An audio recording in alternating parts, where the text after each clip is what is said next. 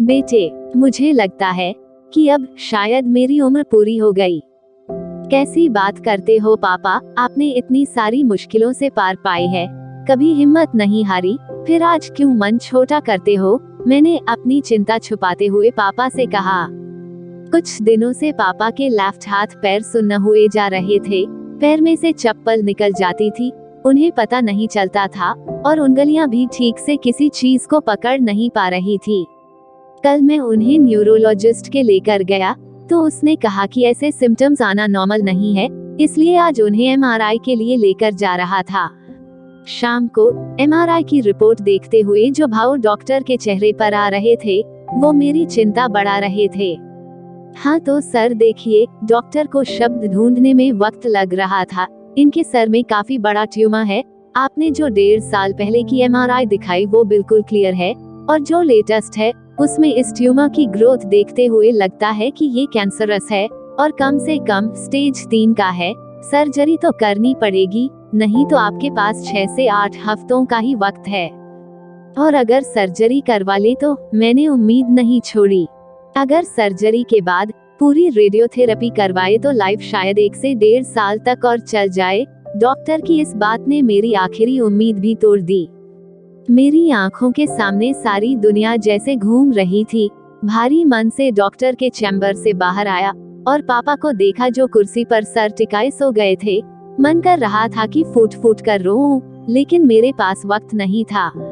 चलो पापा घर चलें। अरे बेटे, मैंने देखा नहीं, तू आ गया, मैं तो सो गया था। क्या कहा डॉक्टर ने? पापा ने पूछा।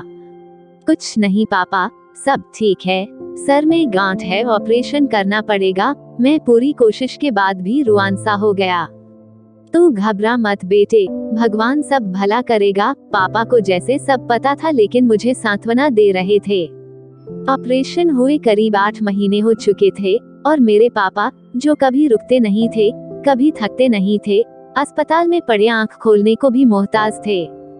जब उनके सिरहाने रखे टेप में गाना चलता, मुझे अपनी शरण में ले लो राम, तो उनकी अधखुली आंखों के कोने से आंसू झरझर बहते। मम्मी बताती थी कि सारा दिन कुछ सडेशन और कुछ ट्यूमर के रिलैप्स होकर बहुत बढ़ जाने के कारण 1-2 बार ही आंख खोलते थे, लेकिन शाम को जब मेरा ऑफिस से आने का टाइम होता तो जैसे उनकी आंखों में जान आ जाती। कभी घड़ी को और कभी कमरे के दरवाजे पर जाती। जैसे ही मैं और भाई पहुंचते, उनकी बेजान उंगलियों थरथराने लगती, जिन हाथों को करवट दिलाते समय भी हमें ही इधर उधर करना पड़ता था। हमारे पहुंचते ही वो उठते और हमारे सर को एक बार सहलाकर फिर से नीचे गिर जाते। आंखें वापस बंद हो जाती, लेकिन अब उनमें सुकून होता था कि मेरे बेटे आ गए।